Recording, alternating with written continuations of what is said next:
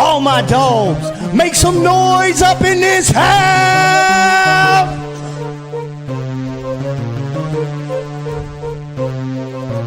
Who is in the house? Who is in the house? It's the gangster of destruction, so you know what's going down. And when the drive-by's coming, then you better hit the grind, cause when your body hits the canvas, then your head is knocked out.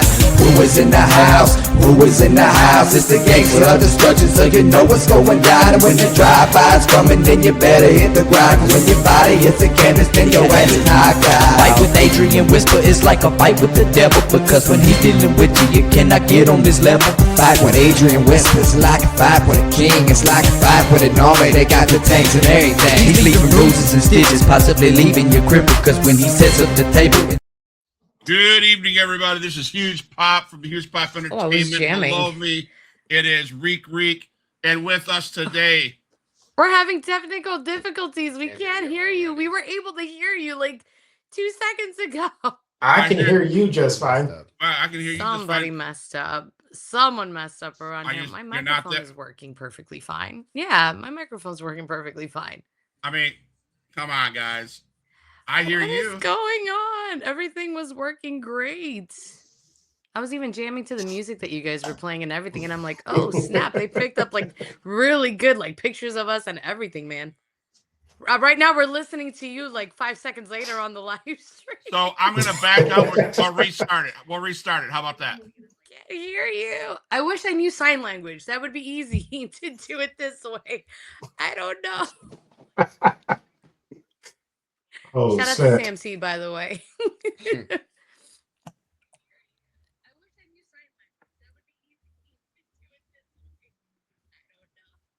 Hold on. What? Jeez. Oh, it's working perfectly fine. Oh, like I don't know. Everything was working perfectly fine over here. There we go. Are you hear me? Yes. I pressed the magic button. I don't know what I did. There you go. That's all that matters. Now that just ruins the intro.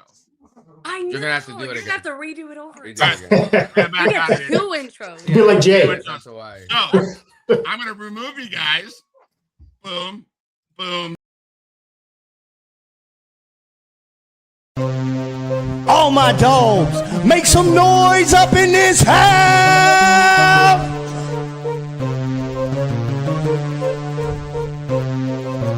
Who is in the house? Who is in the house? It's the gangster of destruction, so you know what's going down. And when the drive-by's coming, then you better hit the grind, cause when your body hits the canvas, then your head is knocked out. Who is in the house? Who is in the house? It's the gangster of destruction, so you know what's going down. And when the drive-by's coming, then you better hit the grind, cause when your body hits the canvas, then your head is knocked out. Fight with Adrian Whisper is like a fight with the devil, because when he's dealing with you, you cannot get on this level. Fight with Adrian Whisper is like a fight with a king. It's like a fight with an army, they got the tanks and everything. He's leaving bruises and stitches, possibly leaving you crippled, cause when he sets up the table. Welcome to Huge Pop Entertainment Take 2. Hey guys, I'm Huge Pop Entertainment here. Huge Pop right here. Reek below me. The two of my favorite people from XIW, Extreme Impact Wrestling, from the city of Puerto Rico. Oh, yeah. Labrava and Salazar. What's going on, my friends? What's going on? We're gonna start by the fact that when we were off the air, you were talking to us about taking your wife to the city of Puerto Rico. Well, you asked for it, so there you go. Comment section, do your worst. Definitely not the Not state I would have forgotten. La Isla del Encanto. But the city of Puerto Rico. Yeah, it's just 2 hours from Florida. Just go across the Florida-Georgia line, and right there is Puerto Rico. Yeah, that's a nice city right at the top. You know, you'll find it. Okay, I can see where this is gonna go, right? But no, in all seriousness, Salazar and Labrava, thank you for showing up on the show, on the podcast. Thank you for having us. I would tell you this: every other month at Extreme Impact Wrestling, I look forward to seeing probably two of the best superstars that company has. The ladies champion Labrava and Salazar doing his thing. But I have a question for Salazar later on in the show that it's kind of puzzling. You got a wonderful women's champion right here, and you We'll talk about that later. Yeah, kick that dirt up for sure. We'll take that. We'll talk about this big question later. So it's kind of weird to do a two people kind of podcast. So we're going to ask the question. I ask this question all the time. I'm so excited to hear what it was like for you guys as fans, outside of the business, but as fans of wrestling. So are we taking it back like Baby Brava, Baby Salazar days? Yeah, let's take it back. Take it back. Sweet. All right. So I've always been a fan of professional wrestling, always, since like I was like maybe 4, 5 years old, I think. And I say this all the time, but my first memory was seeing Chris Jericho debut and cut that unforgettable promo against The Rock in Chicago, Illinois at the arena. So from then on, that's like my earliest memory. But then another early memory that I have, like gun to my head, would be the Montreal Screwjob. That's like the first pay-per-view that I remember seeing. But the actual first show that I ever remember seeing was the debut of Chris Jericho. And I'm an Attitude Era lover. I love the Attitude Era like crazy. I think it was still big with like characters being like over the top because you had like the big boss man there. You had Kane back when he was like pre-Kane, before he removed his mask, big scary guy Kane. I thought when I was 4 or 5 years old seeing The Undertaker that he was actually a supernatural entity, and I was terrified of the man growing up. Yeah. And the Boogeyman, I don't even want to tell you the type of nightmares that I would have about the Boogeyman. So let's just start there too. But I've always been a fan of professional wrestling, and even now, I think I fell in love with it more just because I know the type of effort and the type of commitment that it takes to be a wrestler. Like, we're on the road very often. At times we sleep more in hotels and other people's houses than our own beds. And our bed is really comfortable. So we would like to be here, but also it's, aside from everything, at least me personally, I love seeing the reaction of people, whether you're booing me, whether you're cheering me. Like, the louder your reaction is, no matter what type of reaction it is, that for me just it brings me, in a weird way, it brings me peace. So I love what I can give back to the people, because I used to be one of them at one point. Wow. Yeah. Wow. Salazar. I mean, I grew up also watching since I was a little kid, but I also watched not only like WWE, WCW, and all that, but I also watched a lot of Puerto Rican wrestling. So I would watch people like Savio Vega, people like Carlos Colon, Rey Gonzalez. There's a lot of names from Puerto Rico, but I also like, watching The Undertaker, stuff like that. One of my first memories actually was like, I vividly remember Goldberg's entrance as my first ever like memory of professional wrestling. I don't remember exactly if it was like a Nitro episode or if it was like a pay-per-view, but the first thing that comes in my mind when I think of like my first wrestling memory was Goldberg coming out with all the security behind him and stuff like that. Just to show, it just shows like what something as little as an entrance, could make someone be their first memory of wrestling. So off the get, like people like that, those are the type of people that was kind of fond to watching, and The Undertaker and all that growing up. But yeah, professional wrestling from Puerto Rico was also definitely a major thing that I was watching, because I lived in Puerto Rico all the way till I was 15, 16. So I would watch between WWE and then professional wrestling from Puerto Rico. Wow. That resonates so much. You guys, what you said, that and you can see it when you go to an XIW show. Exactly what you guys were just saying. You guys watched it as kids growing up. You're giving back because the business gave back to us, and I think that's amazing that you guys mentioned that. So I appreciate that from you guys. Rico. Oh yeah, like you guys are talking about. We like, can't. I can't hear him now. Are you serious? I can't hear you. Can you hear me, Scott? I can hear you. Can you hear me? We can't hear Nico though. We can't hear him. They can't hear you, Rico. I don't know. I didn't change anything. It's nothing on our end. I have no idea why Rico can't be heard. I don't know why either. It's nothing that I have to do, right? I don't know. There was a button that I hit earlier. I want to try something really quick. What are you doing? We're trying something on our end too to see if it works. See, this is what happened when you try this on a new computer that you just got, you know? Ah, Can you See, hear but me? then you go back to the way it was. Let's try it. Let's try this. That What way. happened Let me here, try to man? reset All it. right, go ahead. Rico, say something. Check, Mike, check. Oh. Can you hear me? Why? We were able to hear it perfectly fine. I can before. hear Rico fine. I don't know what's going on. Yeah, I have no idea. This is interesting to me. Have him hit where it says like the speakers. Is there like a speakers button there that like we were able to push All right, a mic button check. over there, like not the pro microphone or like the microphone or the speakers, but we had to change the speakers input or like the speaker setting, and then we were able to hear you guys. I don't know if that may work or maybe the microphone too. Did you work? Does it work now, Rico? Check, Mike, check. Nope. Oh, how about go out? Maybe log off and use your phone. Mike, check. Oh, I can hear you, but they can't. All right, let me get out. I'll come right back in. Can you guys still hear me? Yeah. Yeah, we can hear you. It must be on his end. So let's man, now I'm all lost my spot here. So We have a habit of doing All that. right, let's talk about Puerto Rico. So okay, so you Yeah, wanted right, to take right. your wife to Puerto Rico. I want to take my wife to Puerto Rico. So Okay. is it something that you would recommend? Is it like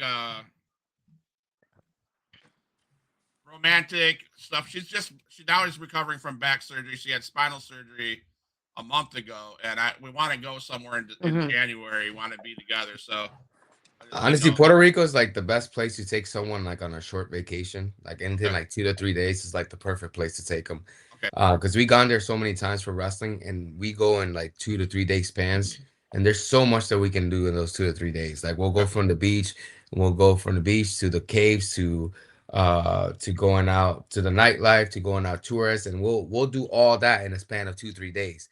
So and everything is like close enough where you can get so much done in one day in Puerto Rico. It's really a great time too. And you can have, it has a little bit of everything. It's like here in Florida, it has a little bit of everything. Puerto Rico's like that, but switch to press 2 for Spanish, you know? All right. Okay, can you hear me now? Can you hear Rico? We still can't hear him. Rico, go to your phone, maybe. I don't know. Wappa! He's missing out on the entire conversation. Well, he can hear man. us. We just can't hear him. Wow. So Give me a I second. know there's a topic that I asked you about, if you would mind talking about it, because when I met you guys, it was Controversial Inc. Correct. with you and Labrava and Carlos and you. Correct. Yep. I've been missing me some Carlos. Is he okay? I guess my question is he okay? You guys gel. You guys were amazing. I mean, I love your new tag team partner. Don't get me wrong. You guys are still Controversial Inc. Hey, be careful. He's actually live right now, Quevedo. Hey, Romeo. Hey, what's going on? Be careful. He likes to swing chairs. He's going to swing a chair at you if you talk about him. But, yeah, I mean, Romeo, don't take this personal, but I miss He already did. He already did. He messes me right now. I miss He me said, some how dare Carlos. he? So I was just gonna ask, how is he? Is he okay? Because I did see, and let me tell you, your promos, dude, your guys' promos about this, like last weekend's DCCW, I believe, when you were saying when they were calling out wanting Carlos back, and you said one more time, that promo was like badass. Appreciate it. You guys, It was. you guys do nothing but great promos, and that's one of the things I want to say to you guys. So I was intrigued. So now you got to tell me the story. Yeah. So the story, Yes. I mean, we've been, Controversial Inc. has been together for 6 years. And Carlos moved to Puerto Rico back in the end of 2024. So now he's over there helping Savio Vega teach at his school, and he's helping Savio Vega with IW Puerto Rico. Yo. So just it's really just boils down to the fact that he moved to Puerto Rico, and he's kind of focused with that more, you know. When we got into the business, you know, we all kind of, you know what they'll say, and it goes like, you know, you're in this business for yourself at the end of the day, you know, and that's not in saying that choosing one or the other, but it goes more in the sense of like, hey, you got to do at the end what works best for you, you know.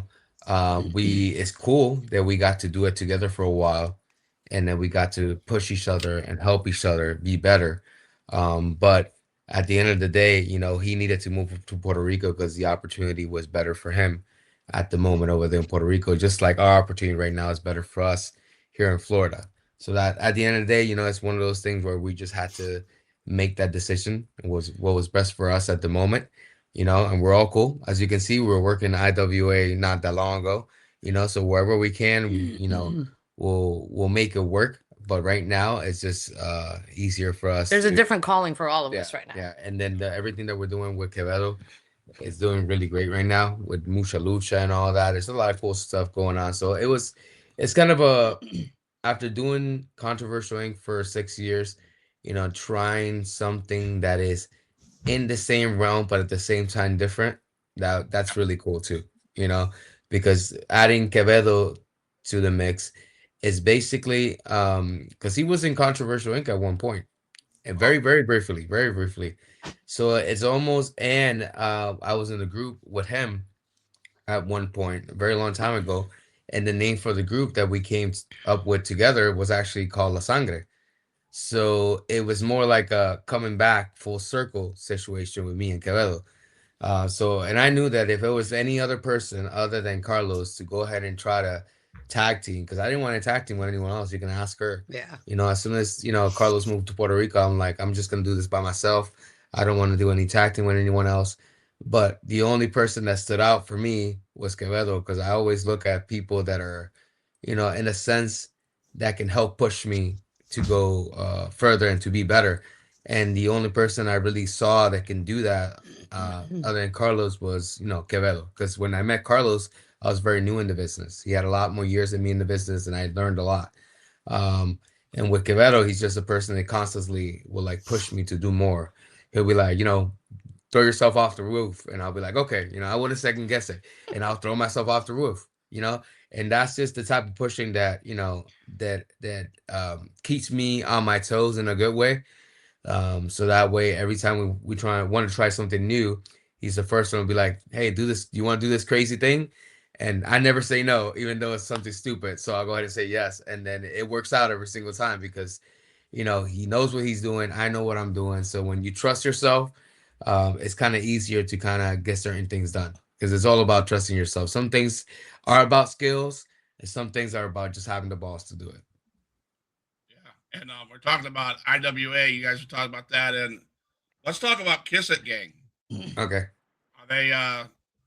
What's your thoughts on that? How'd that match end up? What are your thoughts about those guys? They look like some big dudes. And as Labrava's rolling her eyes, she's like, "Please." Hey, you mean big losers? Are you kidding me? Come on. Can It's you like can what? y'all You hear guys me? didn't tag for like what, over a year, and then we still we still get the W? Come on. We haven't lost our touch.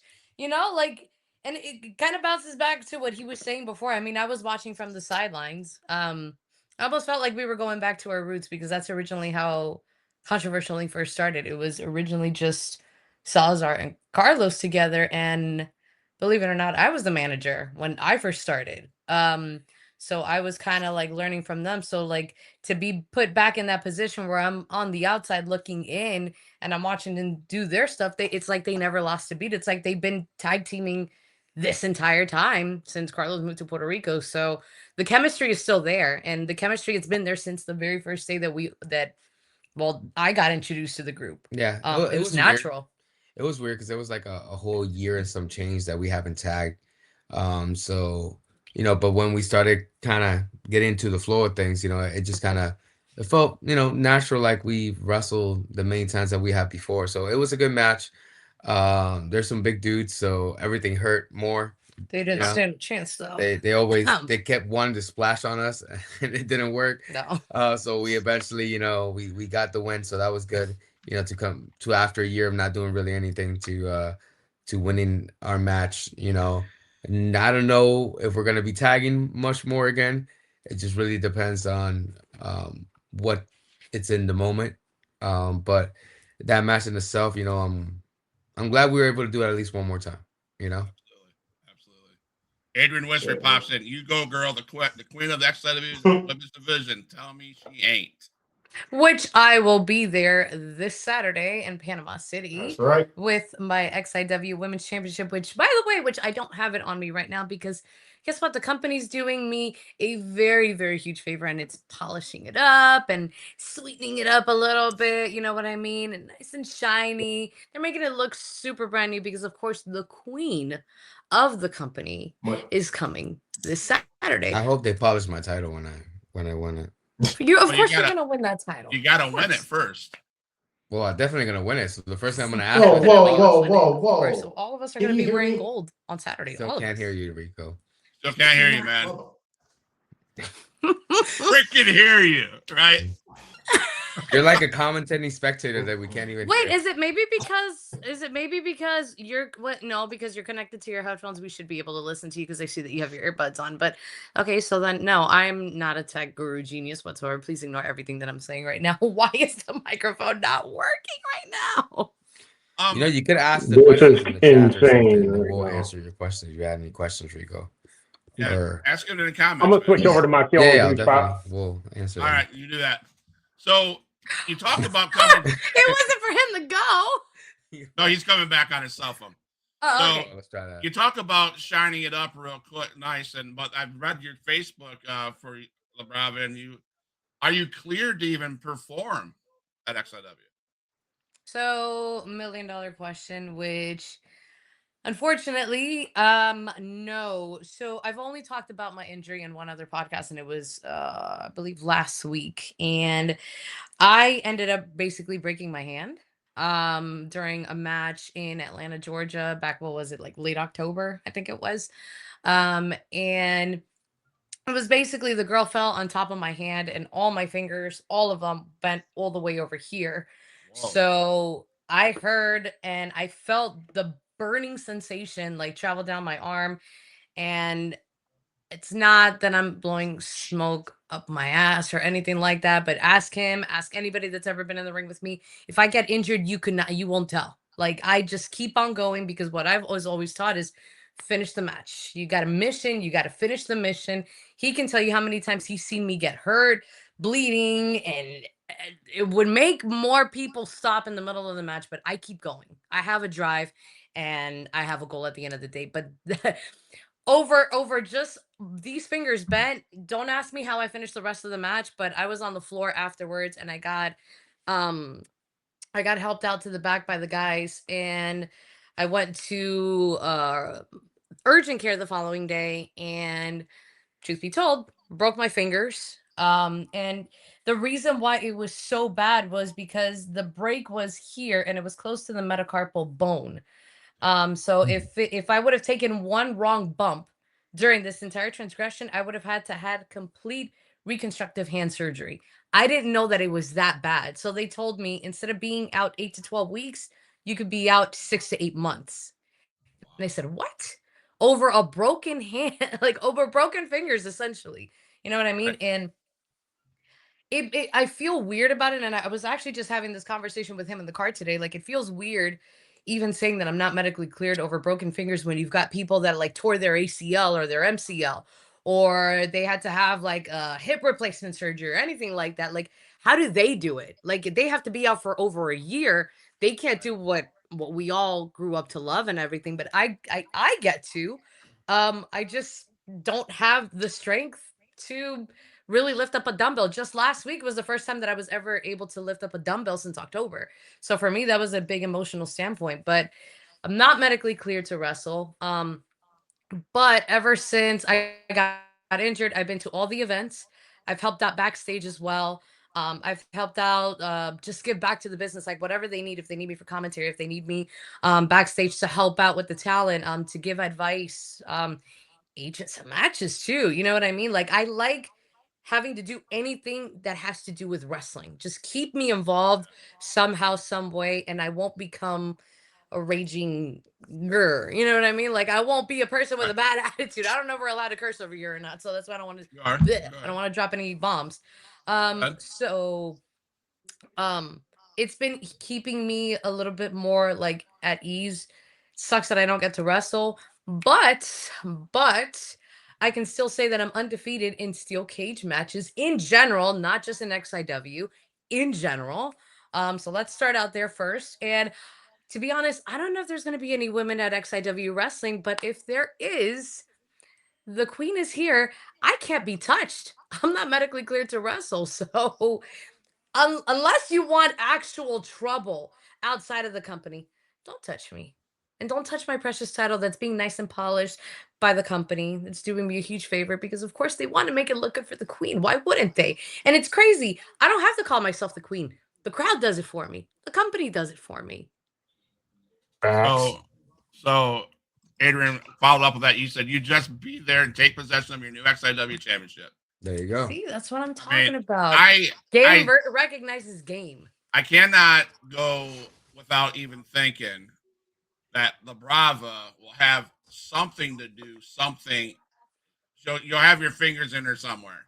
Me? You'll have your hands in it. Yeah. You. Well, you more like look- her broken fingers, but yeah, sure. Yeah. You'll be involved. You'll find a way to make somebody's day a living hell. Yeah. Maybe. I mean, maybe. We'll see. We'll see this Saturday. Let's see if Tickets are still available, guys. Go ahead and get your tickets for XIW in Panama City this Saturday. What is it, December 20th? 20th. If you want to find out what Bravo and her broken fingers are gonna do this Saturday, show up at XIW. Hey, she still got the other hand to pimp smack somebody. Rico, we Why still can can't we hear not you. hear Are him? you serious? Rico, Nope. I don't know what's going on, man. What's going on, man? Oh my God, he's so defeated. It kind of looks like Salazar when he's facing Damian Wayne at the end. Can you hear me? Actually, I never actually lost to Damian Wayne. He's fair. never pinned me. That's true. That's All true. right, huge Never pop. pinned Can you hear me? I actually never pinned him either. So I'm gonna try something. So I can we hear you. fought. This will be our 4th time that we wrestle, me and Damien, and he hasn't pinned me once. I haven't pinned him once. So this is the definite. This is the one that we find out who's the better man. Well, obviously, it's gonna be me. So so it's gonna be interesting because I never fought anyone 4 times, and there hasn't been decided a winner. So this has been quite the situation between me and Damien because now it got to the point where I asked SIW management myself. I said, why don't you throw a bunch of weapons in there so we can just get this over with, because it seems like we just fight each other and there's no winner ever. So I told him, let's throw some chairs in there, throw some candles, throw some bats or whatever you can find there because we're going to have to finish this because I'm sick and tired of wrestling the older version of myself. And that's true. You guys go. I applause to both of you guys. You got to admit, Damian Wayne is one tough son of a bitch. You are too. You guys bring it every time you go, and now you're going to hand you guys a cage full of weapons. Yep. What the hell's going to happen? It's going to be very interesting. And I honestly, I'm a big fan of Damian Wayne. I love the guy. I think he's great. I think he's great for the business. But I don't know if I could pick a winner. I want to just watch you and him beat the hell out of each other. I mean, I can. I think it's time to finally move on from him being the regional champion. You know what I'm saying? I think he's had the title for a while now. I think it's time for him to let go. To give room for someone who is more fresh, more young, more willing, more aggressive, more stronger, more wiser. Because I've taken a lot of the experience and all the people that I've been around and I've applied it and I've beaten people that are stronger, that are more aggressive, that are faster. And it's because of all the experience that I've acquired, in all the years that I've been wrestling. So this thing with Damian Wayne is only going to end one way, and it's going to be with me winning because at the end of the day, she got the title. Guevara's going to get the title, and I'm going to get the title. You're going to watch this Saturday. That's exactly what's going to happen. And you're going to see the same pose that you see from La Sangre Controversial, which is the pose with all of us in the title, And we do that just about every show that we go. You've seen it, You saw it on Saturday. I had the national title that I won in Dominican Republic. Then I went to the CCW. I wrestled for their national title. And now I got both national titles. One from the United States. Champion? Yeah, the undisputed national champion. I won the one in the United States in McClenny, and then I won the one in Dominican Republic. Isn't that 2 times that you actually defend that the DWE national championship? Yeah. It'll be the second time that I defended. What belt's on the line this time? The regional championship, the Florida regional championship. Okay. I mean, I can't say, but I believe we can do it, man. I really do. Yeah. I that's why I can't pick a winner. I'm like, both of you guys are Got this. strong son of a guns, and I think that. But there's gonna be a lot of action going on there. We got Bubba Shaddix coming in there. What the hell's he gonna do? Who knows, right? Yes. Who knows? That guy's an unhinged lunatic, right? There's a lot of stuff gonna happen at Chaos in the Cage. So I know you guys have done stuff on the bigger stage, the NWAs and the AEWs. Can you guys talk about that experience and how that might have launched your indie career? I'll start first because Bravo was a little bit more in detail, specifically with like NWA.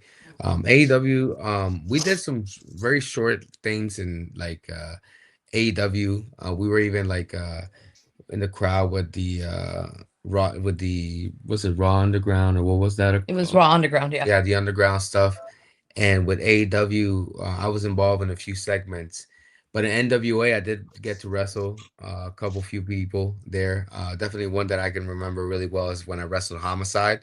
And that was actually on my debut in the NWA. So that was really cool. I had a few other matches over there. Brava did a match in AEW, so she can tell you about that.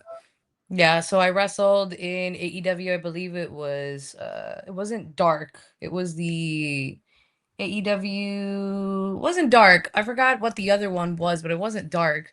But I did it once, and Dustin Rhodes was actually the agent for that match. And it was great trying to pick his brain backstage because you get to understand it more so from somebody that's done it, somebody that's actually been through it. And it's different when it's people that have actually been through the road that you want to go through. You know what I mean? And once you get to the bigger stage, it is significantly a lot more tough. But we welcome that challenge. I took all the critiques because I like when people tell me, okay, this was good and this was good and this was good, but I don't want to hear the good stuff. I want to hear the bad stuff. I know what I'm good at, but I want to know at what I need to improve in order to be better, because a lot of people are very comfortable in just staying inside their comfort zone and staying inside their bubble. We're not. We like to expand. We like to go in more detail, expand our horizons, put in the effort, expand our pedigree, basically. With NWA, we had to pay our dues over there too. Even though we were traveling on the road with them as well. We were picking up talent from the airport. I remember that. But it was fun listening to like Bubba Ray talk. It was fun listening to like EC3 talk. So everybody over there, first and foremost, NWA treated us like gold. Let's just go ahead and just put that on record. They treated us like $1,000,000, and we thank them for the opportunities that they gave to us. And would we go back? Absolutely, we would go back. It was a different type of stage, but we also learned in more depth how to work TV style, which is drastically different than it is in the indies. So it gave us a different sense of like a different sense and style of working. So now we're able to implement that in different places and say like, okay, no, we got to be here. No, we got to be over here. No, this isn't going to work here. We got to do it over here at this exact time. You know what I mean? So, right, yeah. I think it helps us stand out a lot because having that type of TV experience is a big game changer. Those that have actually worked TV know what I'm talking about. If you know, you know. But I think it's helped us out a lot. I know we've drastically improved since then. Yes. I can confidently 100% say that we've been improved a lot since then. I've known you guys since I've been following XIW for 5 years. And I've seen you guys. I mean, honest, you guys have gotten bigger. Bigger, muscle, bigger and stuff. And you guys became. It's almost like you were saying. You know what spots. And to what TV showed you how to do. You bring that same energy to XIW, and you can tell. I'm not saying XIW's. They're stacked full of talent. You got Jackson Slade, you got Damian Wayne, you got Bubba Shaddix, you got if Tsunami ever showed back up, right, she'd be there. But all these she's names, not going to. Bella Snow, right? Bella Snow, right? Hey, we can hear him. Yay! Yes, it only took You 34 you minutes. think the tech guy would be able to figure this out sooner? What was the issue? Wow. Tried restarting the computer. Hey, Oh, Rico, snap. Rico, did you pull a George? Oh, really? Really? Really? These guys have been waiting for your questions. They've been talking to me. They've been. You're gonna waiting. have to. You're gonna have to let him talk for the rest of the interview now. I know, right? That's it. The floor is his completely. No, when you guys were talking about like your fondest memories, I wanted to bring up mine, but you couldn't hear me at all. So Go ahead. You might as well. Floor is all yours, my friend. Come on, everybody gets a piece of the pie. My fondness is, I don't know if you're when Shawn Michaels put Jannetty through the barbershop window. Like that right there. Because I watched a couple matches, but that right there, that's my biggest stick with you moment in wrestling. I was like, I love that guy. And I think that's when I absolutely became a heel lover. And I love it.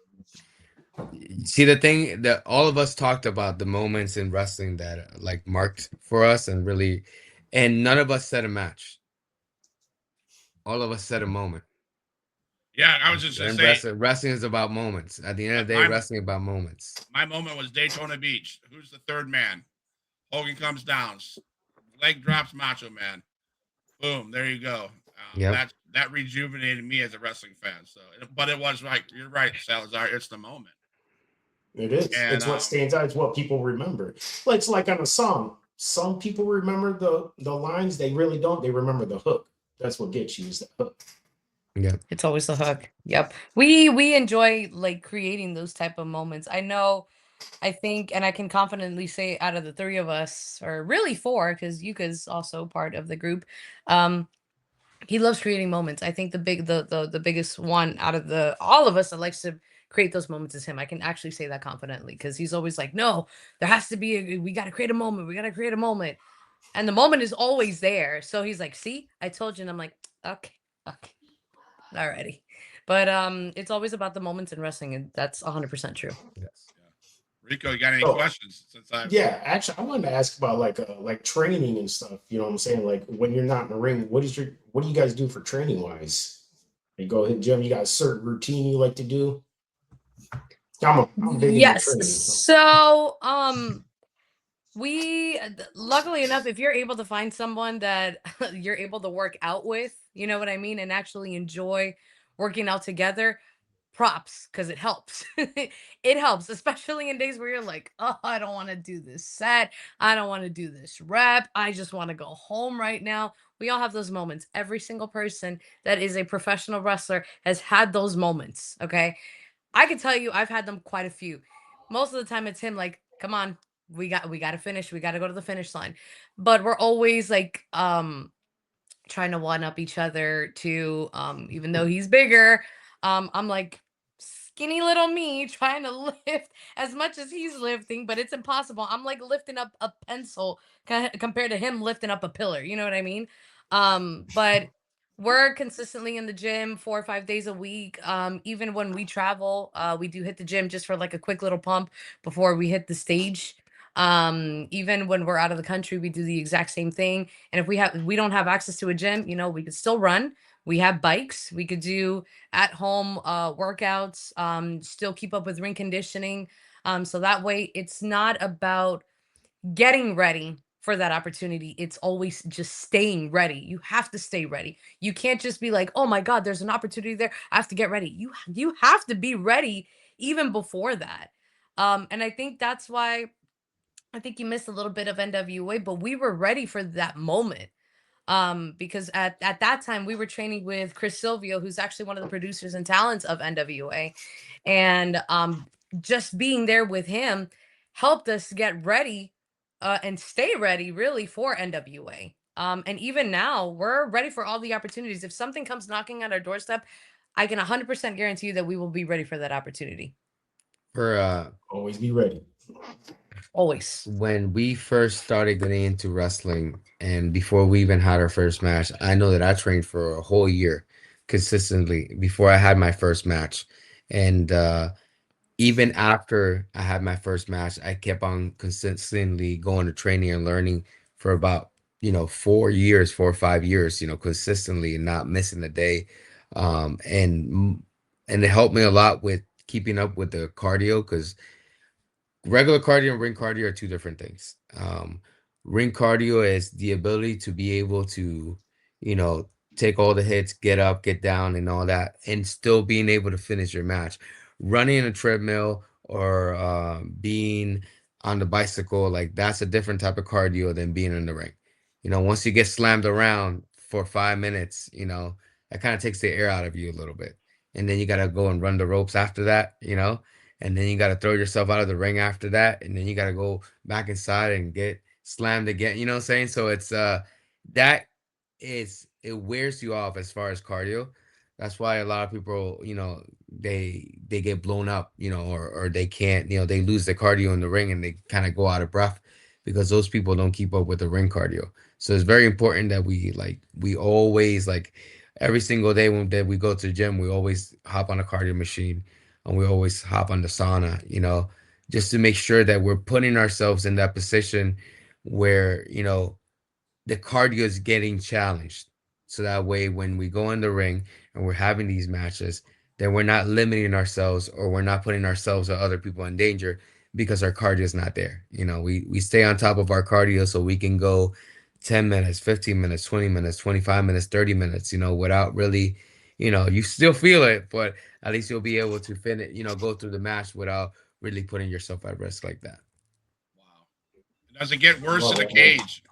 Do you have to train harder for the cage? Is that different? I think with the cage is more about the pain tolerance, really. I think so, yeah. And being able to take, because I put myself on with weapons and all that. So it's how many hits can you take to the head before you start getting all woozy, So that's really what it's going to be more about, because it's more like your pain tolerance. And luckily, my pain tolerance is pretty high. So it's up there. I think I'll be all right. So the cage, you ain't even sweating it. You're like, bring it on.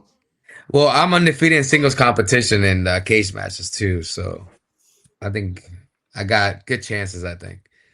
I'm pretty sure if we look back at Damon's career, I'm pretty sure he's lost a few.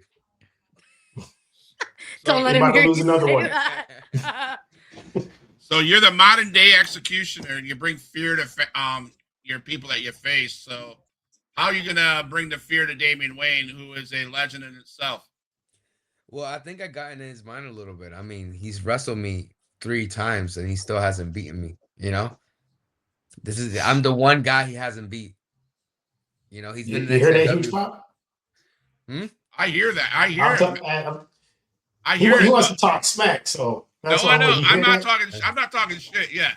Yeah, he's trying to stir the pot. He's trying to stir the pot. I'm not, but I'm just asking, man. I mean, let's go into that, right? Yeah. So if you ever watched, if you were at last XIW show. Yeah. Right. You were. And did you notice? I was on the card. Did you know? Well, no one knew that you were on the card, but they all knew. Labrava, not really. It was announced. Labrava was there. I sure was. Yes, and let's talk about the interaction that you and Adrian Whisper had after the match. He has confidence in you. He put the title on you, and you guys had this exchange of where maybe Salazar needs to take some tips from you, and maybe he needs to get some confidence and approach Adrian Whisper and say, "Hey, Adrian, how do you get this done? How do you beat Damian Wayne? Because I can't." Before you even answer that, just know you have all rights to come up to that commentary table on Saturday the 20th and pimp smack somebody. Okay, good to know. He's gonna cash that in. But no, seriously, I was shocked because you guys do your own thing. I was shocked at the reaction that you gave when Adrian talked to you after the match. Everybody, all the fans were like, "Oh shit, something big's gonna happen," but yet you were locked in. You were like, "Okay." I wonder if Salazar should be locked in and ask Adrian Whisper, "Hey, dude, how did you do that?" Well, first and first of all, foremost, has Adrian ever beaten Damian Wayne? Is that A is that on couple the times, record yes. books? A A couple couple times, times. yes. Okay. You think he can beat him right now? At I his think stage of his life? Much love, Adrian. No, that would be a hell of a fight. Okay. Just making sure. You're dodging the question. You're dodging the question, though. I don't need to ask him for advice. I know exactly what I need to do. That's the reason why I asked for the weapons to be thrown in the cage match. Like I said, I'm undefeated in cage matches, but you probably forgot that part that I said, right? You're an interviewer. You're supposed to remember. But yeah, I'm undefeated. I don't think he's undefeated in cage matches. So that's already a point that I have in my favor. There's other points that I have in my favor. You know, I have an entire group. Does he have a group? I don't think he has anyone. All he has is that stupid little bandana that he wears. And Mr. Real Fight Shit. Yeah. He's the type of guy that has to scream his slogan so people can cheer him on for it. He throws a punch to me and then goes real fight shit so other people can scream it at him. Adrian, That's the type of guy that I'm dealing Listen, with. you got him started. Like In the cage match. Have you beaten him in the cage match, Adrian? Adrian, have you beat him in a cage? Lay down the babe and then answer the question. But it I just, I'm going on with this. It was almost like Labrava and Whisper were conspiring together. What's going on? Okay, so let's clear the air. It's not a conspiracy or anything like that. It's just at the end of the day, game recognizes game. You know what I mean? When I wasn't champion, do you think that Island Girl was able to keep up with the prestige that I put in that title? Please, by a show of hands, was she able to put the amount of prestige and effort and importance that I put into that think title? she was more like the nowhere girl because she never showed up at XIW. Or paper champion at best. Because guess what? The first time that we were supposed to wrestle each other, she didn't show up. Or she broke her leg, but she was somewhere else. But anyway, second time that we were supposed to wrestle each other, she didn't show up, so they had no choice but to strip her of the title. I wish that I could have beaten her for it because it's only fair because she beat me for the title. But so she can beat me for the title, and she parades and says, "Oh my goodness gracious, I am XIW Women's Champion. Pay attention to me. Woo, I'm surfing along." But then the minute that I get my rematch, she just falls off the grid. Absolutely not. That's being a paper champion. That's being a coward. Even though sometimes, and I will admit this, I do take the easy way out at times. And sometimes I do have a few tricks up my sleeve and a couple of jokers and aces and everything. I still go to every show and I defend my title. I have never cowered away from anyone. So maybe that is the reason why Adrian recognizes game. Because I know Adrian is not a coward. Adrian can be, how do I put this? Because I know the spotlight is on me right now. He's a very interesting person to get to know. Okay. He's a very interesting guy. But he recognizes talent and he knows what I bring to the table. As a matter of fact, the entire XIW fans recognizes what I bring to the table. They were chanting my name. I don't even like them. Do you think I like being there where they can't even afford dental insurance? Are you kidding me? Absolutely not. Over here in Florida, we actually do have dental insurance, by the way. You guys should check it out. Over here in Tampa. Yeah, Panama City doesn't feel like Florida. No, Panama City just feels like it's on the outskirts somewhere beyond Yonkers over there. But anyway, game recognizes game. And guess what? He knows that the actual person who's supposed to be the actual representation of the women's division is finally here. There's no conspiracy. I respect the man. Because you know what? He showed me the respect that I deserve. Facts.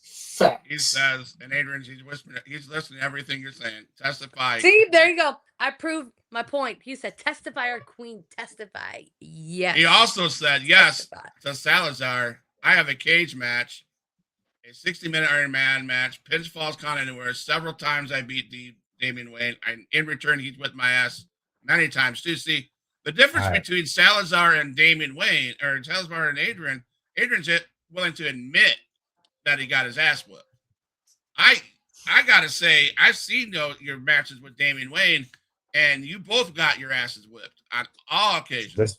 There's no denying that. I'm actually, as soon as I'm done here, I'm gonna FaceTime Adrian right now, and we're gonna talk. And he's gonna tell me everything that he did during his match, and that's exactly what I'm doing to Damian Wayne. Every little bit of thing, everything that he did. If he bit his ear off, I'm gonna bite his ear off. I'm doing everything he's doing. Damian's gonna be like, "This is way too familiar." I'm like, "Yeah, it was Adrian Wayne." He whispered in my ear, literally.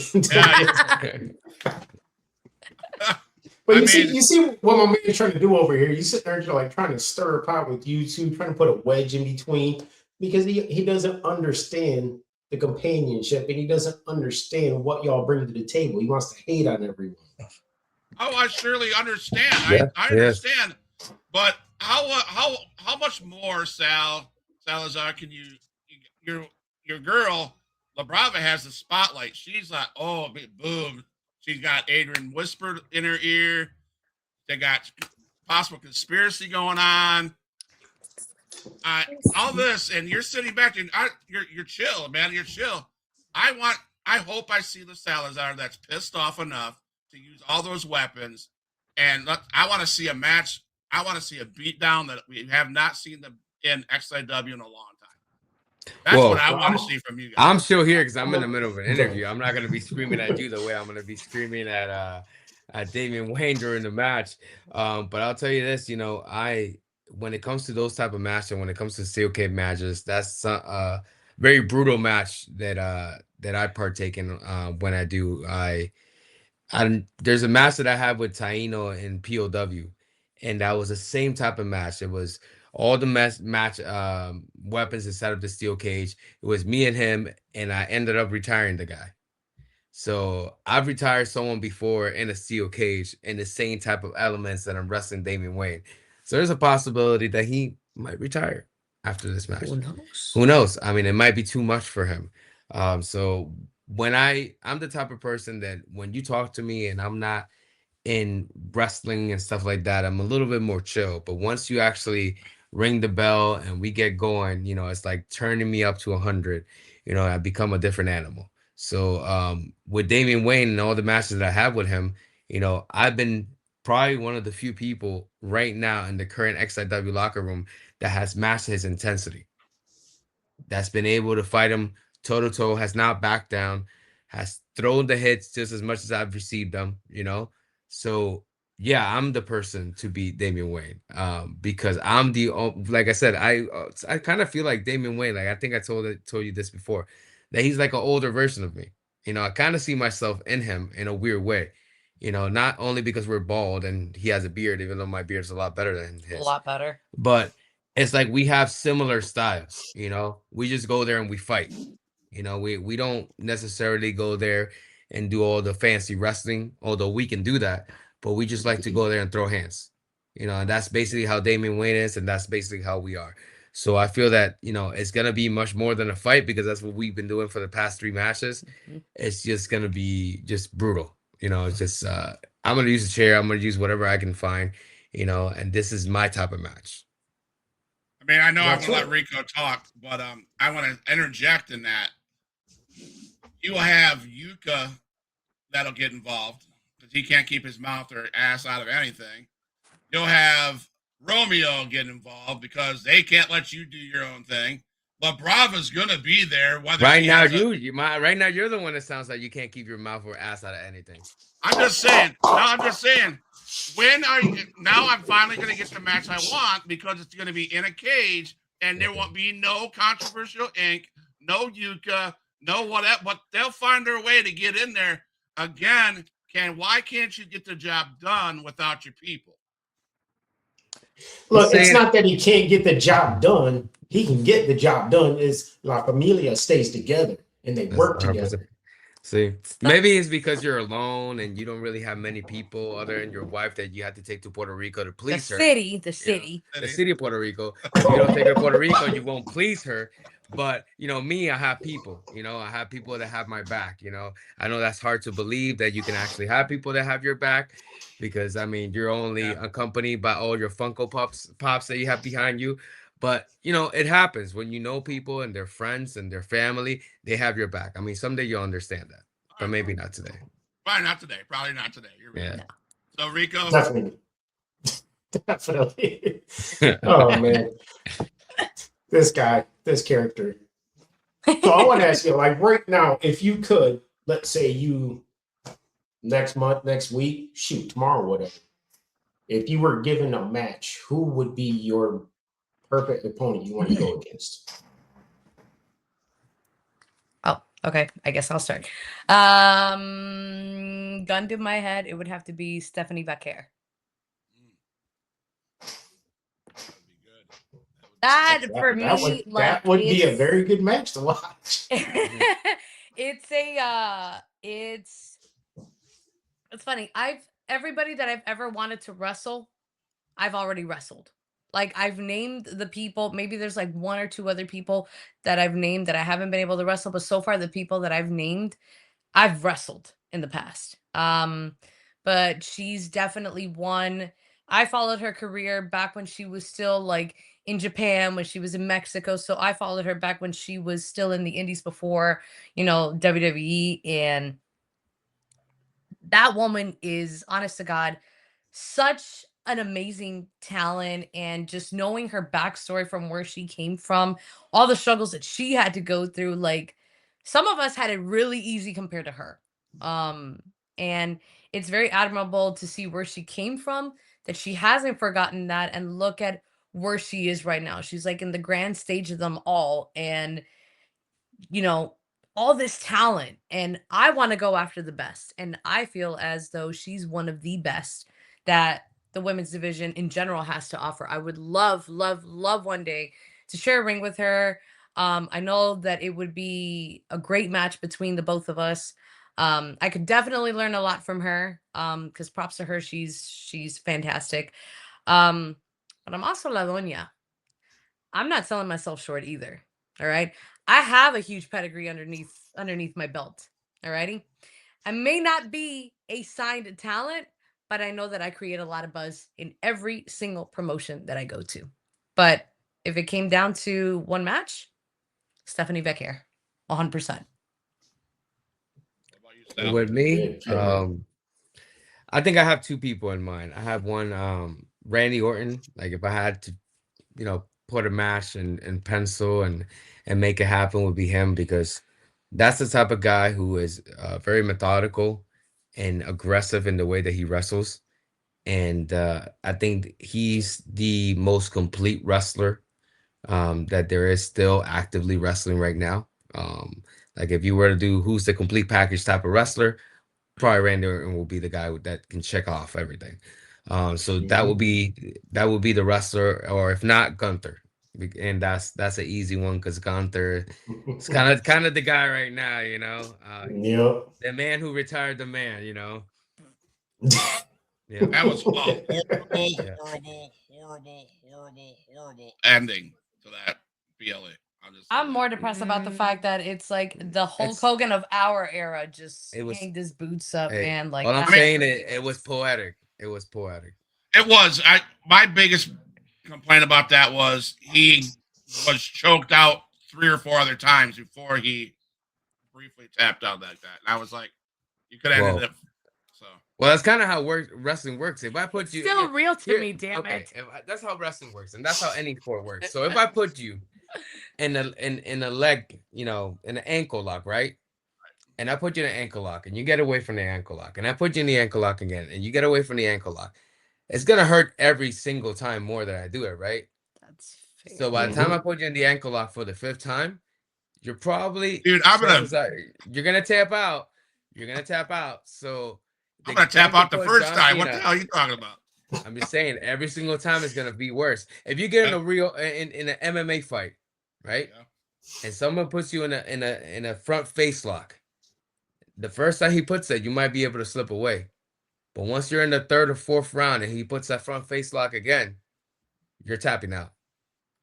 And that's exactly what happened between Gunther and Cena. That's exactly what happened. He tried it a few times, and every single time he did it, John Cena was worse off. And by the end, John just said, you know what? I'm done. I can't do this anymore. Yeah, John Cena, let all the Make-A-Wish kids down, and he finally gave up. When you say it like that. Wow. So Whisper has 3 statements. That will be 3 of those nice Cuban cigars with Romeo, and I'll give y'all the info you want. Now that's All right. white hot. That's negotiating. See, that's negotiating. Besides, I think XIW needs to have an after party where there's a karaoke Whisper versus Salazar. That's Make the it real happen. We're making Make it it happen happen. this Saturday. This Saturday. Make it happen. I'm winning. How Salazar Whisper versus him after Chaos in the Cage. Karaoke. So Let me what tell you about guys karaoke? something. No. Let me tell you guys something. It may, to those that don't know, great voice, by the way. There's quite a few people that can actually vouch, but he's got a great voice. Really? Yeah, he's got a great voice. Jackson Slade said I have the voice of an angel. Wow. That's a lot coming from a guy that like him. But yeah, he says I have the voice of an angel, so I'll take his word for it. Wow. Respect. Respect. So yeah. Rico. Well, I was gonna let you because I just asked. I didn't want to take another one of yours. So let's talk about Lexi Gomez. I knew it. You love her. You're great. I hate her. She's annoying. She's like a tick that just doesn't go away, man. Like she's everywhere I go. It's annoying seeing her face almost every weekend. I don't know what gives. It's like, oh, Brava's gonna be here. Ooh, let me go ahead and message and be like, hey, can I wrestle Labrava Escabar? No, go away, man. Go away. Why do you keep following me? Why do you keep stalking me? Why do you keep chasing me? I don't need you around. No. Can we talk about someone else? Do we really have to talk about Lexi Gomez? I guess we can talk about Lexi Gomez. Fine. I mean, I just asked. Now I got your. So, do you have one of those wrestlers in your life, Salazar, that you just wish would go away? Oh yeah, Damian Wayne. I've seen that coming. Right? In all seriousness, who hits the hardest on the indie scene? Oh, that's what I was about to ask. Can I say Roman Quevedo? Yeah. No, I wrestled him plenty of times, so yeah, he's definitely one of the hardest hitting people that I face. Someone else that hits pretty hard, maybe surprisingly, because he's actually more known for being super athletic, is Alex Misery. He actually does hit pretty hard. A little bit, yeah. Sam C doesn't look like it, but he does kick pretty hard. Okay. So those are people that I have a quick story with Sam C because I've known Sam C since like 2016. I first started training in 2014, just BT dubs for timeline purposes, but it was 2016 and we were training over in like Tampa, and we were doing reps of like kicks and everything, and kicks kind of hurt. He gave me one, and I kid you not, I had his shoe print like from here, like for like 2-3 weeks. My face was black and blue and red and orange and yellow and every color, and like every color from the rainbow, because this man may not look like it, but his punches and his kicks hurt so much. I mean, he can't hear and he can't see where he's kicking either. So that's a really big disadvantage there. So I did get my receipt when I caved his chest in at IWA, Florida. That's right. I did get my receipt though. So that is true. I'm a hard hitter when it comes to chops. I'm just a hard hitter in general. Oh, chop game, yeah. Maybe he just wanted to see if you could take it. He's like, let me test her out. I can take it and I can give it very easily, man. I don't back down from anybody, man or woman. There you go. So I was gonna ask, because you both said like you grew up watching wrestling, but was there like any sport you were in? Like, were you all the way dedicated? Like, I'm gonna become a professional wrestler. Like, this is what I'm gonna do. Or was there something else in your path that where you might have gone the other way? Well, for me, I was the undisputed champion of being a very lazy couch potato during my younger years, so I can at least say that.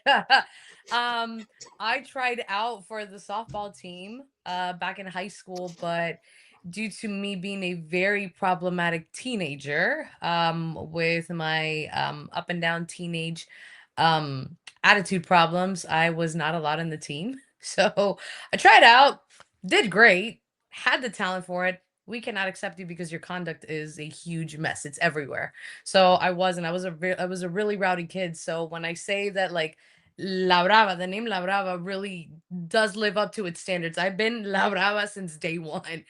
But I think the only other thing that I dabbled in was I did Brazilian jiu-jitsu for like almost a year, and I did kickboxing for like about a year. And that was during like 2015, 2016, 2017. And there's certain things that I do incorporate, but it's not a lot because I'll be honest, I wasn't consistent with the sports back then. But there's a couple of things that I still do remember that I incorporate at least into my repertoire. But besides that, just being a couch potato when I was a teenager, which was the good old days, because I love food so much and I cannot eat that type of food anymore because of what we do. And it is sad, but it's a sacrifice that I'm willing to make. I'll be completely honest. I love food. I would be a fatty if I was not in professional wrestling right now. I'm just being honest. I'm just being probably the honest. reason why we try to work out even more is because we need to leave some space for the type of food that we like as well. Especially like when we travel like outside of the country and stuff like that, we like trying like the local spots and like just everything that's in-house as opposed to like going to like a Miller's Ale House at like at 12 o'clock at night in Arkansas or Mississippi or something. There's ale houses everywhere here in Florida. Why not go Yeah, and if somewhere a else? wrestler tells you, hey, let's go to Miller's Ale House, tell them no. Absolutely not. Because every wrestler wants to go to Miller's Ale House All after the they eat. time. I don't know No, why. there's other restaurants. You know, when we go like, you know, with Mississippi, it's like, you know, we want to try like what barbecue or like in Nashville or stuff like that. If we Hot go to chicken. Louisiana, like we want to try some of that, you know, Cajun food, you know, or fish and stuff like that. Like we want to go to wherever we're traveling and try their food, you know.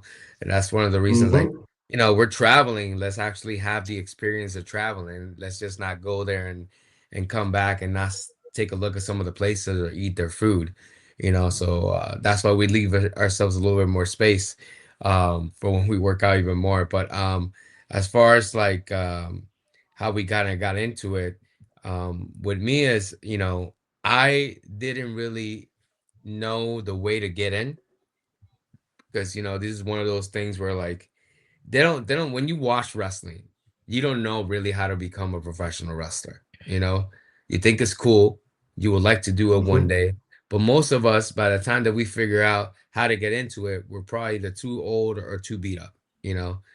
So I was fortunate enough to kind of find my in, you know, because I was watching an episode of NXT and I was working a job where I was renting apartments and I saw this one of the people that were living there.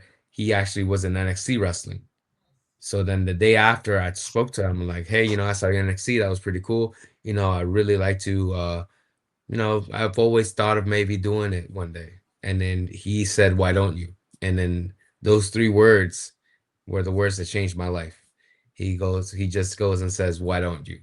And then that, you know, and in all the 20 something years I've been alive, I never thought of going online and looking up wrestling schools for some reason. But he said, why don't you? And the first thing I did was hop on the computer and look up wrestling schools. And I found a few, then I checked out a few of them and I went to one of them. And after a year, I started having my, you know, wrestling career. So it was one of those things where like, I always was watching it. I always was, you know, watching every pay-per-view, watching every Monday Night Raw. You know, I was going to some of the shows. You know, I grew up all my life watching it.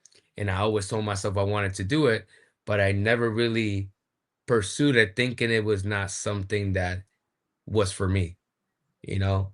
And then one little thing that was said to me changed my entire life. It just kind of lit that fire.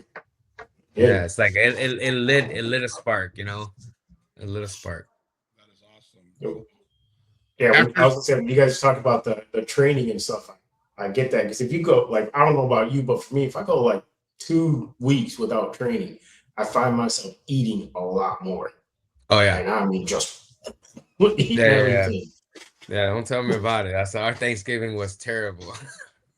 Bro.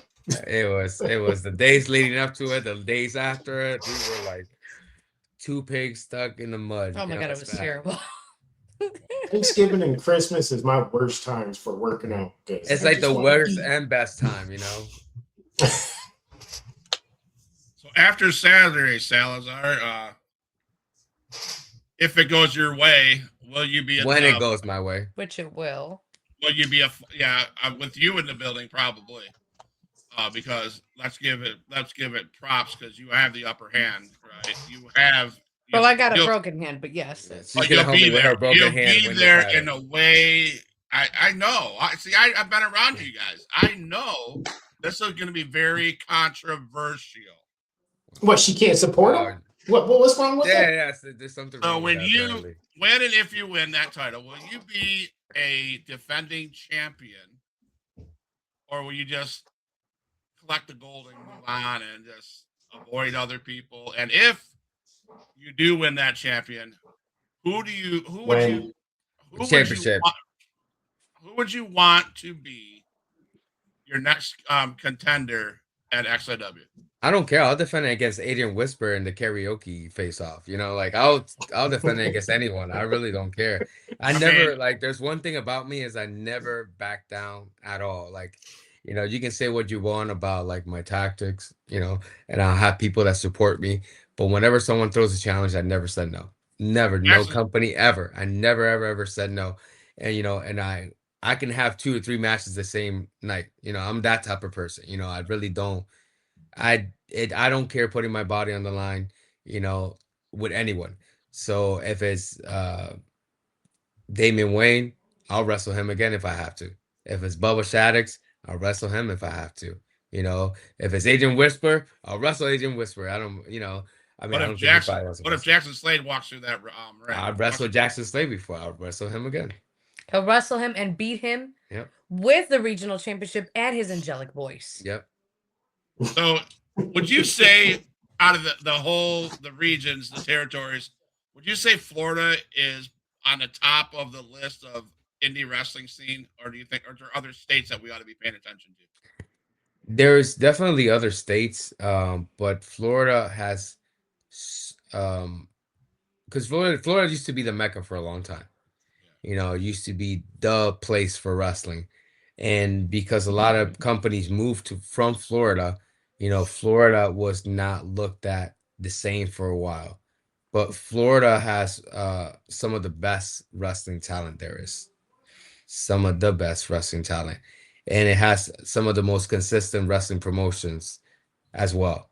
So there's other places like Atlanta has a lot of good promotions. Chicago has a few. You know, there's a bunch of other places. Louisiana has a few good ones as well. Philly would be another one from even back in the day too. New York. But I feel like Florida has probably one of the most consistent, if you really look at it, because a lot of the wrestlers that come from here go over there, not the other way around. So there's a reason why that happens. You know, you don't see a bunch of wrestlers from Louisiana coming to Florida to wrestle. You know, but you see a lot of wrestlers from Florida going over there to wrestle. That means that people want to see what's here in Florida. Absolutely. Yeah. Maybe off the camera, off this interview, maybe I can get you to give me some names of promotions that you would recommend I check out. So I gotta recommend, you know, give tips about like Puerto Rico trip with your wife. When you're talking all the smack that you're talking, that's what I was just about to say. You want some advice from Labrava, man, but Labrava, can you help me out on that? Don't be asking Labrava either now. I don't work. I mean, see, I will. I know where the goods are. I know. Yeah. It only works with Adrian Whisper because he pays the bills, but it don't work with you. Shout out to Adrian. Yeah, good job, Adrian Whisper, my boy. Oh, go ahead. He gave me the name, the Pod God, for a reason. So, okay. Yeah, okay. You were saying, Rico? Not if, but when you win the championship, where we partying at? Well, karaoke bar. You're from Panama City. You got a good karaoke bar? No. I'm still new to the area. That man right there knows the area way better. We're 2 hours away from Panama City, so an hour and a half away. Find the best karaoke bar in Panama City, and that's where I'll be. So we can't end this interview without asking the question. Any good road stories you guys can share? Oh my God, there's so many. God help me, there's so many, bro. There's so many. Rico may know. I'm sure you've been to Puerto Rico before, but there's this place called Not yet. No, never. We plan on going 2026. Me and my wife talked about we're going. Don't worry, we'll tell you where to go, not him. For mine, it's a quick one. So this was back in the day when Controversial Inc. was still a group, and it was with Carlos. We were in, I think it was like the first time that we ever went to Puerto Rico. I think you know exactly where this story is going. They told me from the get, never go to La Perla. Never. Oh, yeah. Never. Because La Perla is very dangerous. It's very beautiful from what people say in the daytime, but don't ever go like at night. Just don't go in general. And especially like, listen, I'm Colombian. I don't have the Puerto Rican accent. You know what I mean? I don't look Puerto Rican. I look also Middle Eastern. I have Arabic in me as well.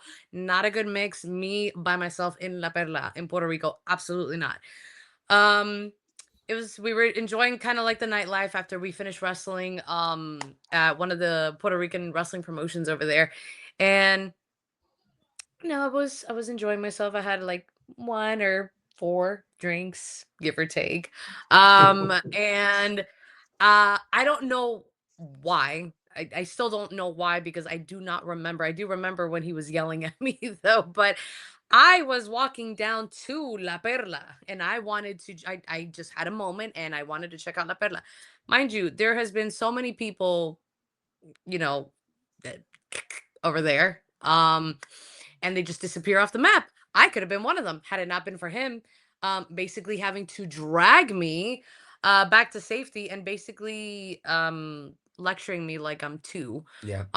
Because they the one thing that they told me not to do is the one thing that I did, like literally on the first day. All right, so that's not the first time she almost gets us killed in Puerto Rico, but yeah, that's in Old San Juan. So Old San Juan is where they have all the historic Gotten a lot stuff. better. That's a great place for you to go from morning to nighttime. You can do all the touristy stuff in the morning, then you can stay and hang out and go to the restaurants and then do the nightlife. Very cool. But what you don't do is they have this next to what the fort is, where they have the cannons and all that, kind of like they do in St. Augustine. El Monte. El Morro. El Morro. They got the same thing, but in Old San Juan. It's called El Morro. It's a lot bigger than the one in St. Augustine. Okay. But right next to it, if you go down like a road, and it basically turns into like a lot of houses that are stacked next to on top of each other that looks over the ocean. Oh, you think that's a super nice area? Nope. That is where people go and commit a lot of crime. Even the cops don't go there at certain times. It's one of those places where it's heavily protected by their own people. So if they think that you're a threat, if they think you're there to just kind of mess with whatever they got going on, then you suddenly become a target. And you can suddenly become a target just by being there if they feel like your presence is disturbing what they're doing too much. So, and they don't like it when like tourists go there late at night.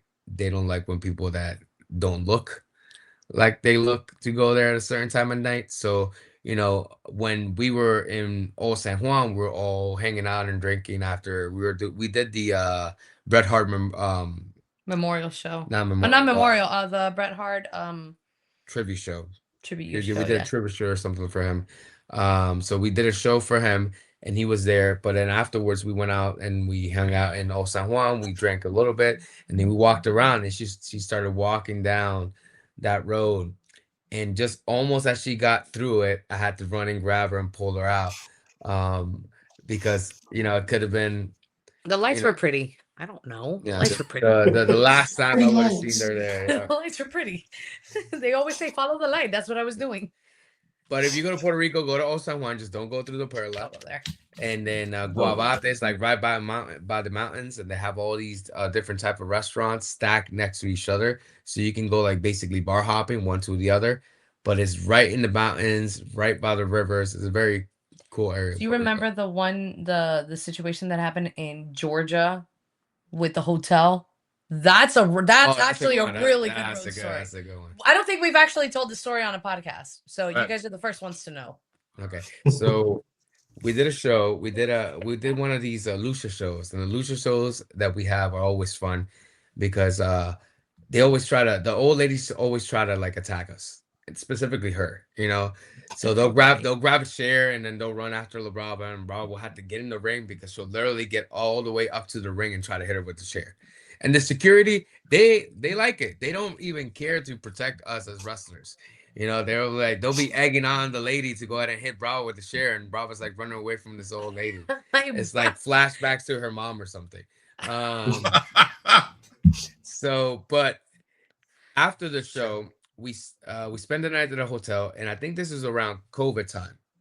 Yeah, it was like 2020, 2021. 2021. So like a lot of places were still not fully open.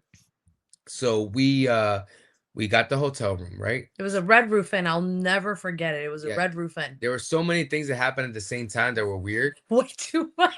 The first thing we did was check in, but I don't think we immediately went to the room. I think we went in to eat. So we try to go to a Waffle House, and we go to the Waffle. No, first we did go into the hotel room. Okay. I think it was. So we ended up going to the hotel room, but then it was, what was it? Like the curtain rods were ripped off, the TV was missing. No, but that's before we even got to the room. The first thing that happened. There was so much that happened. We get the key first, and then we go to the room. We go to unlock the door, and when we open it, you can tell that it was locked on the other side with like the little chain. So it's locked, and so we close it. They were like, someone's in there, and then we can hear voices. So we go back to the front desk, and mind you, they had a security guard at the front desk.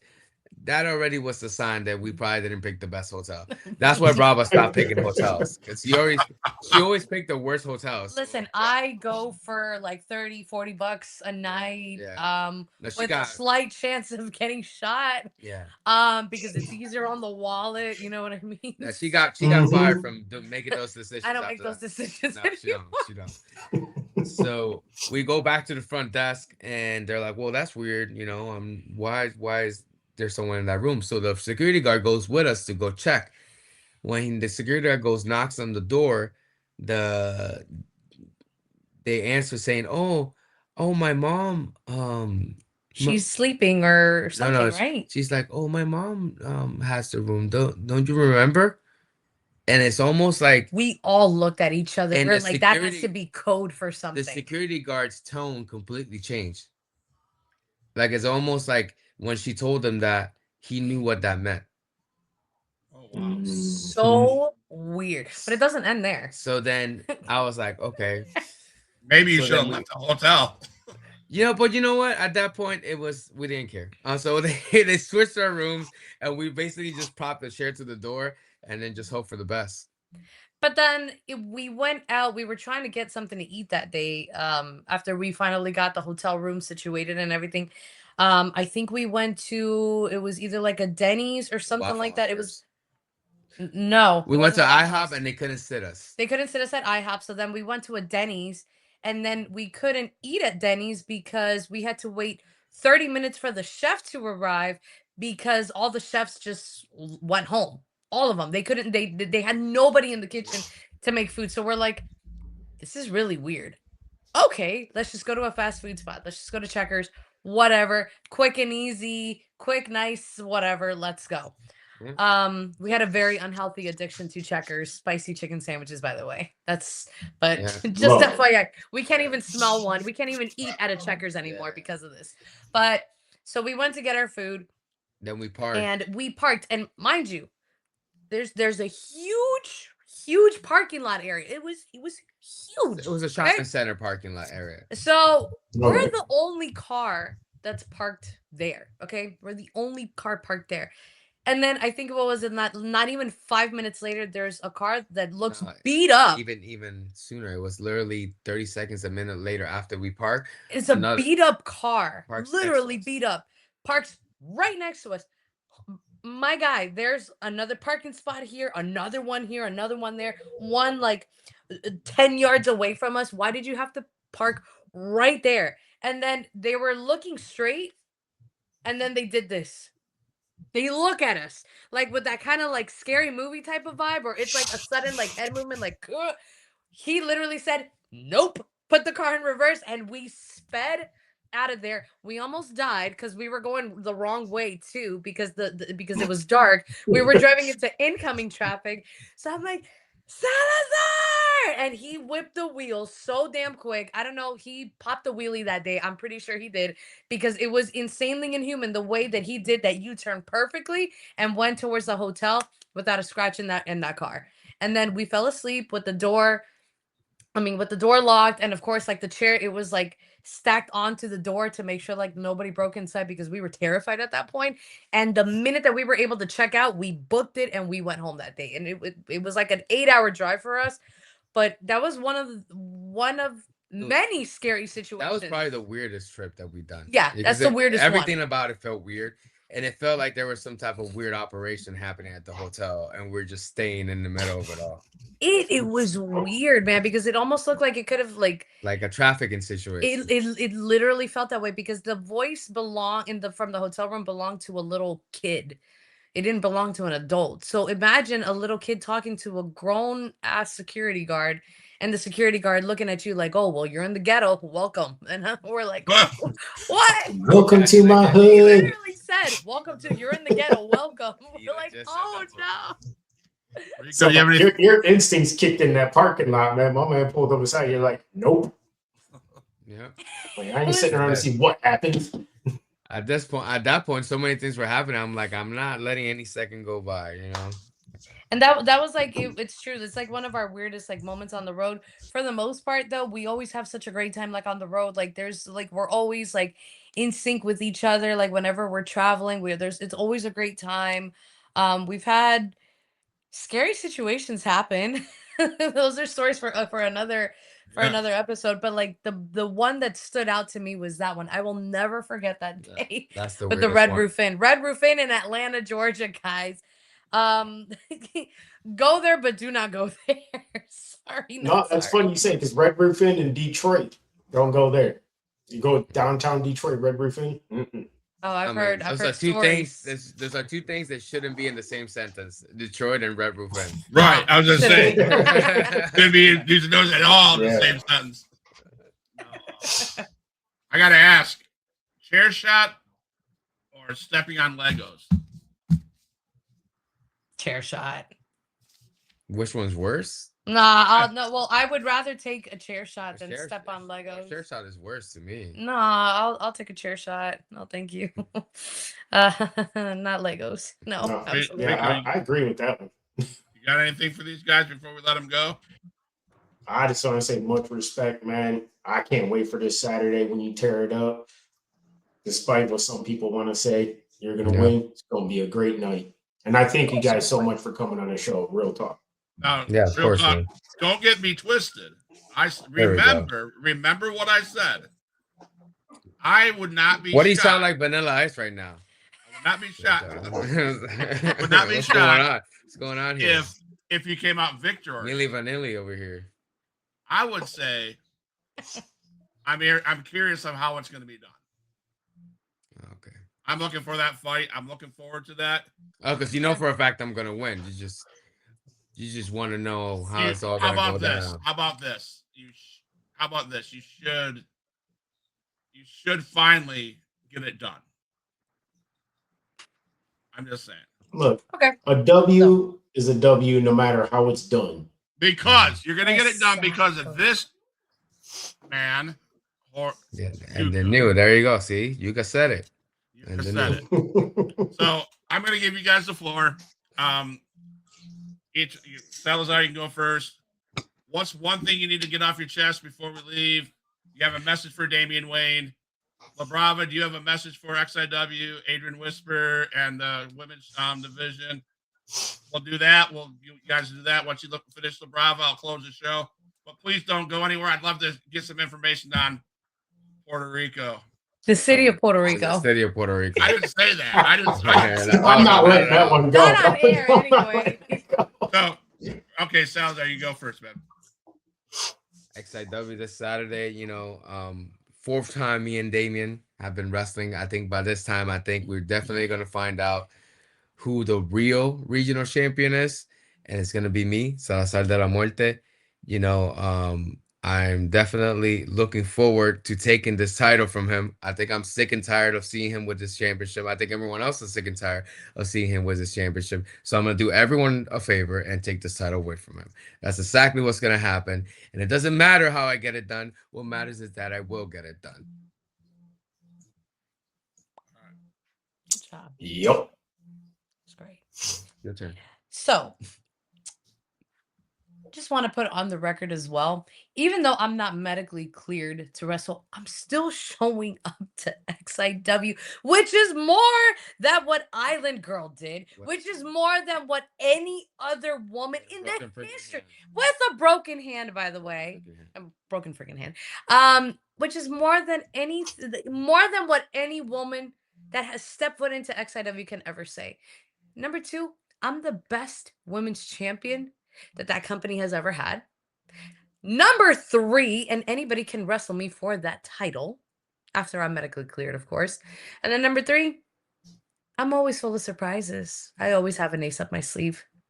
I don't know. I may go out there to cheer you on because I do believe wholeheartedly that you can beat Damian Wayne. Yeah, she's only going to be out there to support. That's it. Yeah, of course. Nothing else. Absolutely. No. What is it that my mother always taught me? You see with absolutely. your eyes, not with your hands. So, you know what I mean? So I'm going to put that into practice. But if there happens to be If Damian also, accidentally slips, that's on him. that is true. That is true. And then what if you want a weapon? I have to hand you that weapon over, don't I? Exactly. Of course, I can hand it over through the railing. It's totally fine. Now, when it comes to the women, if there happens to be a woman out there that thinks that they've got the balls to go up against me, see, game recognizes game.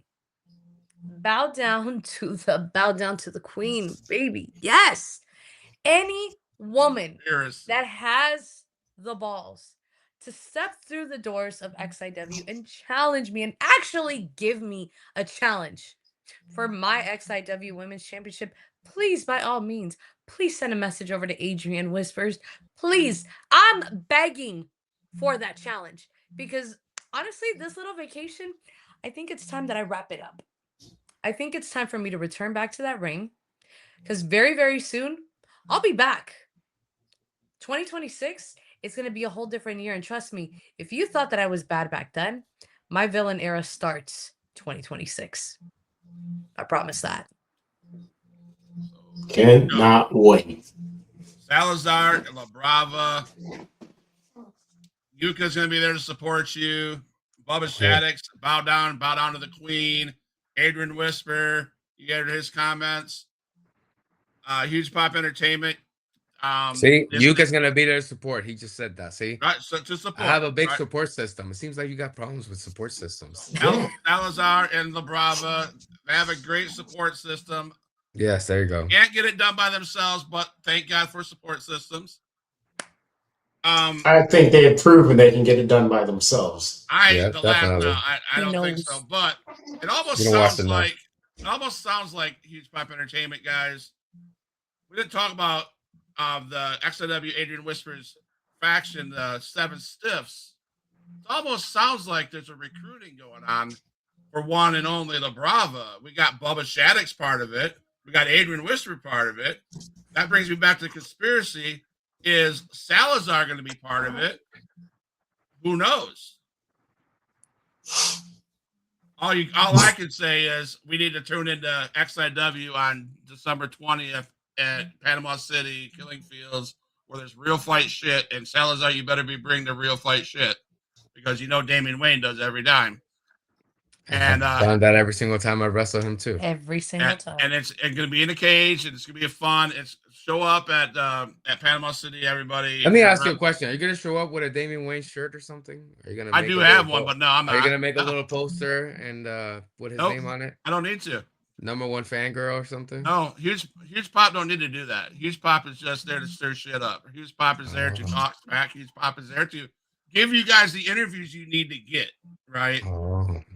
Bruh. I will say this. I'll shut my mouth. I gotta bring him. I gotta rewind it a little bit. This is the funniest, the most amazing thing I've ever done in XIW, and it was with you guys. was you, Carlos, and Labrava. Oh, I can't remember where we were. We were at I don't know if it was the Eagles or where. Remember, he's failing you. No, but remember the time where Lucha LaCora and Ray Fury were at the table and you guys attacked them and that came that big ass brawl? That was the funnest shit that I ever was involved in. So We like to stir it up. I should have kicked your equipment while I was at it. You know what? You could have, but you know. I mean, there's always Saturday, right? It's always Saturday, but I have the ace in my pocket of Adrian Whisper. Suge White tried that, and next time Suge White lays a hand on me, it's $500 fine. I'm just saying. Wow. You got I think we got $500 to pay, right? All right. I can always ask Adrian to pay it. We can put it on the credit card. It's fine. I'll put it on that credit card, right? From the city of Puerto Rico, right? Yeah. But no, it's been a blast, guys. You really are. You guys are class acts. I really appreciate you guys. Check these guys out on their social media. Salazar and Labrava. Check them out. It was been fun, and it's always a huge pop. We love you guys. Love XIW. Thank you very much for coming out. All my dogs, make some noise up in this house.